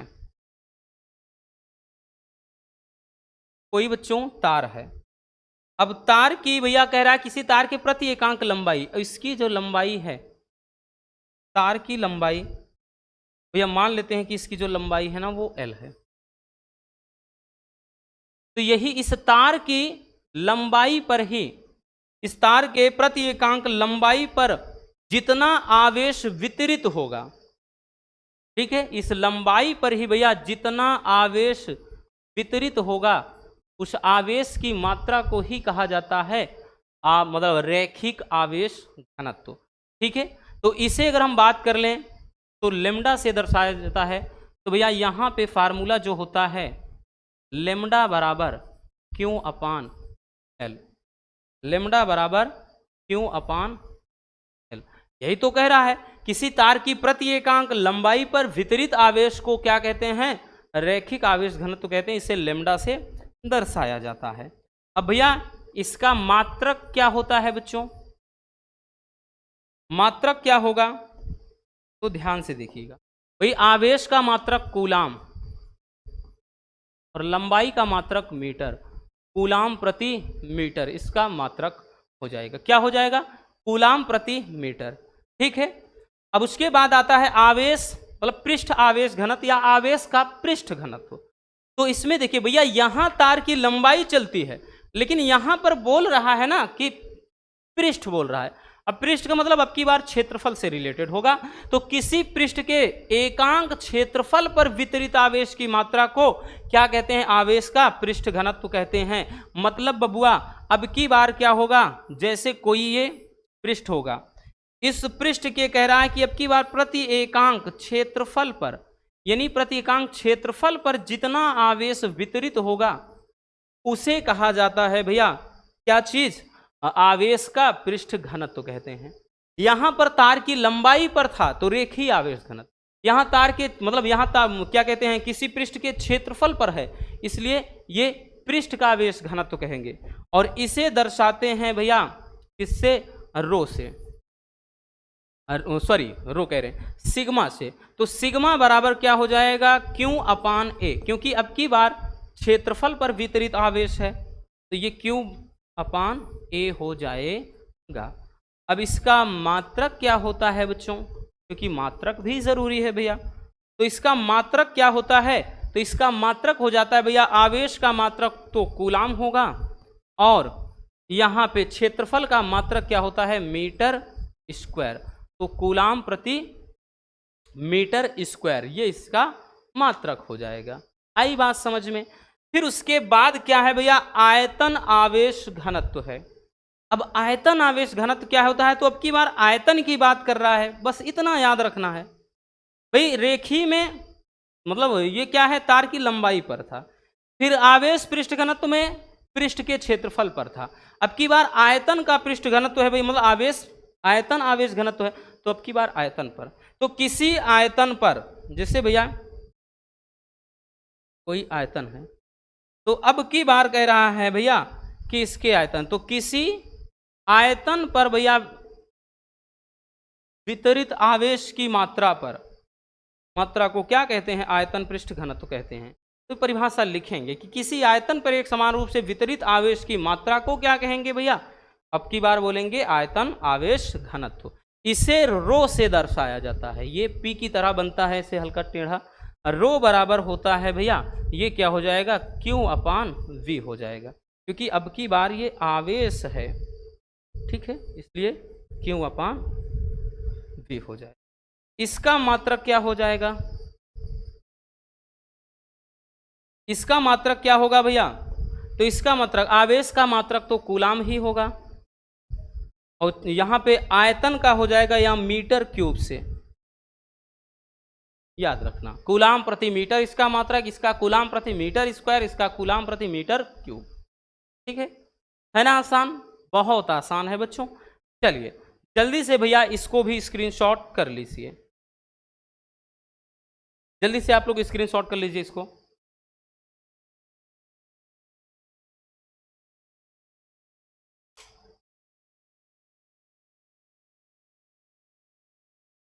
हो गया, चलिए आगे चलते हैं। अब इसमें और भी कुछ ऐसे टॉपिक है भैया देखिए और भी कुछ टॉपिक हैं जो कि हमने देख रखे हैं, आपको यहां हम बता दे रहे हैं, ठीक है। इसमें एक दो और डेरिवेशन बचे हैं, उसको यहां पर हम बता दे रहे हैं, और प्लेलिस्ट में है, कहां से है वो भी आपको हम बता देंगे, देख लेना, मिस मत करना, क्योंकि बहुत ज़्यादा भैया ये इंपॉर्टेंट है, इसको आप इग्नोर बिल्कुल मत करिएगा। पहला है भैया, और इसमें गॉस की प्रमेय तथा इसके अनुप्रयोग, ये वेरी वेरी इंपॉर्टेंट है, ठीक है, वेरी वेरी इंपॉर्टेंट ये टॉपिक माना जाता है बच्चों। गॉस की जो प्रमेय होती है भैया वो क्या होती है, पाई ई बराबर क्यू अपान एप्साइलन नॉट, पाई ई बराबर क्यू अपान एप्साइलन नॉट, जो कि हमने बताया है, और इसको तो लगभग कम से कम 10 बार बताया होगा, गॉस की प्रमेय क्या होती है, ठीक है। इसमें यही तो होता है, किसी पृष्ठ से क्या होता है, गुजरने वाला वैद्युत फ्लक्स मतलब क्या होता है, आवेश का 1/एप्सिलॉन नॉट गुना होता है, ठीक है। तो ये होता है, इसका अनुप्रयोग भी पूछा जाता है, तो इसको हमने लिख भी दिया है कि बहुत इंपॉर्टेंट है भैया, ये क्वेश्चन जरूर देख लेना बच्चों। इसके साथ एक और इसमें आसान से एक दो टॉपिक होते हैं। एक समान रूप से समतल आवेशित चादर के निकट वैद्युत क्षेत्र की जो तीव्रता होती है भैया, ई बराबर होता है यहां सिग्मा अपान एप्सिलॉन नॉट, ये होता है, ठीक, जो कि हमने करवाया है भैया, इतना ज़्यादा इंपॉर्टेंट नहीं है, लेकिन हाँ गॉस की जो प्रमेय का अनुप्रयोग होता है उसी में, ठीक। अब उसके अलावा एक और है कि समतल आवेशित अचालक चादर के निकट जो वैद्युत क्षेत्र की तीव्रता का फार्मूला होता है भैया, ई बराबर सिग्मा अपान 2 एप्सिलॉन नॉट, यहाँ पे भैया नीचे 2 हो जाता है, तो ये भी इंपॉर्टेंट है, ठीक है। और एक है अनंत विस्तार वाली चादर के निकट वैद्युत क्षेत्र की तीव्रता, इसके लिए जो फार्मूला होता है भैया, ई बराबर 1/4 पाई एप्सिलॉन नॉट, यहाँ पे 2 लैम्डा अपान आर, ठीक है, इतना याद रखना। तो एक ये भी हो जाता है, और एक इसके अलावा बच्चों, और वो नहीं लिखा गया है, इसके अलावा भी एक होता है वैद्युत द्विध्रुव के कारण, वैद्युत द्विध्रुव के कारण निरक्षीय स्थिति में तीव्रता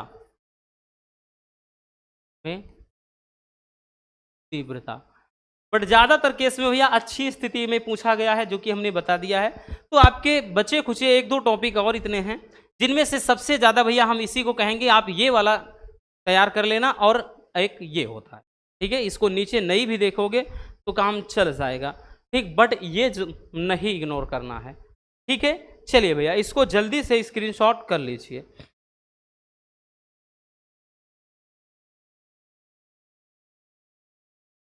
हो गया बच्चों, तो बस आज के इस वीडियो में इतना ही। उम्मीद है ये वन शॉट सॉल्यूशन आपके लिए बहुत ज़्यादा हेल्पफुल रहा होगा बच्चों। न्यूमेरिकल का भी वन शॉट आएगा, परेशान नहीं रहना। बाकी आपके चैप्टर वाइज एक एक टॉपिक डेली बेस पर चल ही रहे हैं, इसलिए मज़े में पढ़ाई कीजिए, हम यही कहेंगे। मिलते हैं किसी और ऐसे शानदार टॉपिक के साथ। अगर वीडियो पसंद आई हो तो भाई इस मेहनत के लिए एक लाइक ज़रूर कर देना, और ये वीडियो अपने दोस्तों तक भी शेयर कर दीजिएगा।